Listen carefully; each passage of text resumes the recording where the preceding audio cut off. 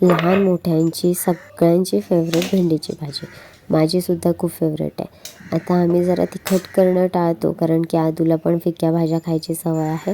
त्यामुळे पुन्हा फिकं आणि तिखट वेगवेगळं करण्यापेक्षा मोस्टली आम्ही फिक्या भाज्या करणं प्रेफर करतो।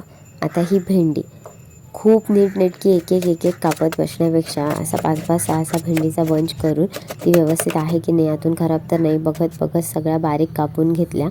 होमकुक रंजना चॅनलवरतीच भेंडी आणि सिमला याची एक मिक्स रस्सा भाजीची रेसिपी आहे। एवढी कमाल भारी लागते ना ही भाजीसुद्धा, एकदा तुम्ही नक्की प्लेलिस्टमध्ये जाऊन चेक करा। ही भाजी खरंच तुम्हाला आवडेल। म्हणजे तो आमच्यासोबत झालेला एक एक्सपेरिमेंट होता, कळत नकळत, आणि आता आम्ही ती भाजी आवर्जून करायला जातो। सिमला मिरची आणि भेंडीचं वियर्ड कॉम्बिनेशन कसं लागेल हे ऐकून थोडंसं गडबडीचं वाटेल, पण तुम्ही एकदा व्हिडिओ बघा आणि घरी नक्की त्या पद्धतीने भाजी ट्राय करा।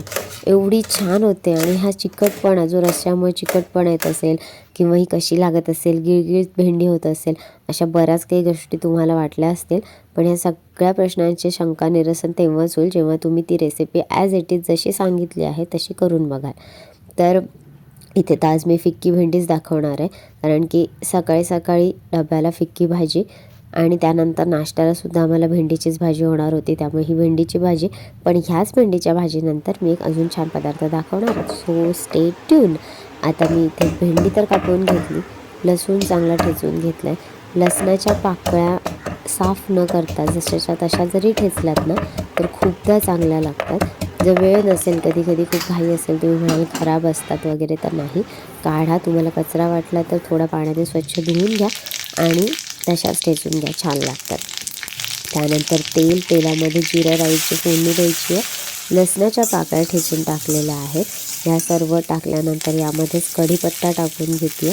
कढीपत्ता पण चांगला फ्राय झाला, परतून घेतलं सर्व की त्यामध्ये जाणार आहे हळद, हिंग।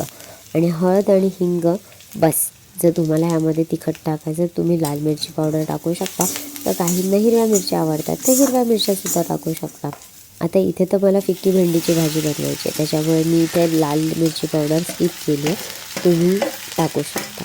त्यानंतर इथे भेंडी चिकट न होण्यासाठी एक टीप आहे। आता ती इन जनरली सगळ्यांनाच माहिती असेल की चिकटपणा हा आंबट काही टाकल्याने कमी होतो भेंडीचा। तर काही जण चिंच टाकतात, काही जण कोकम टाकतात, काही जण कोकम आगळ टाकतात, त्यानंतर काही जण त्यामध्ये लिंबू टाकतात। आता इथे लिंबाचा वेगळा स्वतःचा फ्लेवर आहे, कोकमचा वेगळा फ्लेवर आहे, त्यामुळे तुम्हाला जो फ्लेवर आंबटपणा ह्यामध्ये आवडणार आहे तो तुम्ही टाकू शकता। जर तुम्ही आता कधीच आजपर्यंत काही टाकलेलं नसेल तर एकदा टाकून बघा, तुम्हाला कोणता फ्लेवर त्यामध्ये छान वाटतो तो बघा। पण लिंबाचा फ्लेवर ह्यामध्ये खूप छान जातो आणि असा अति आंबटपणा वगैरे काही लागत नाही, चिकटपणा पूर्णपणे जातो भेंडीचा। आता तुम्ही शेवटला बघा की भेंडी अगदी सुकी आणि छान फ्राय होते मस्तपैकी, त्यामध्ये चिकटपणा आता जो हलवताना दिसतोय तो अजिबात राहत नाही। बघा किती छान झाली आहे। पूर्ण परतून झाल्यानंतर यामध्ये जरा तरी चिकटपणा राहिला आहे का नाही, आणि हा लसूण एवढा छान खमंग फ्राय होतो ना, मस्त लागतो खायला। या पद्धतीने भेंडी करून बघा, आणि जर तुम्ही एक्सपेरिमेंट करणार असाल कोकम आगळ, कोकम की लिंबू, तर कोणता फ्लेवर आवडला तर सांगायला विसरू नका। आता अशीच एक झटपट होणारी रेसिपी म्हणजे हे चणे। आता हे जे काबुली चणे आहेत ना, रात्रभर भिजवून घेतले होते। आता हे जेव्हा शिजवणार आहे त्यामध्येच मी बटाटा टाकला, हळद टाकली आणि थोडंसं चवीनुसार मीठसुद्धा आत्ताच टाकून घेते। त्यामध्येच हिंग टाकलं आणि ह्याला मस्तपैकी कुकरमधून शिटी काढून छानपैकी शिजवून घेणार आहे। खूप गाळ करायचे नाही आहेत आपल्याला, जस्ट थोडेसेच बॉईल करायचे आहेत। आता हे बॉईल झालेत, हे बघा अशा प्रकारे। आता ह्या बॉईल चण्यांना अजून टेस्टी करण्यासाठी आपण जो बटाटा त्यामध्ये अर्धा शिजवून घेतला आहे त्याच्या साली काढून यामध्ये स्मॅश करून टाकायचा आहे। बारीक कापलेला उभा कांदा आहे, अगदी बारीक चिरलेला नाही आहे, उभा कापून घेतला आहे। का तर बस तसाही छान लागतो, कधीतरी खायला दातामध्ये आला की कच्चेपणा त्याचा मस्त लागतो म्हणून। बाकी अगदीच बारीक पाहिजे असेल तर तुम्ही बारीक पण घेऊ शकता, त्यामध्ये काही इश्यू नाही आहे। तुम्हाला यामध्ये आता नवीन कोणते फ्लेवर ॲड करायचे तर स्वतःच्या चॉईसनुसार करू शकता। इथे आमचूर पावडर आणि चाट मसाला टाकलेला आहे।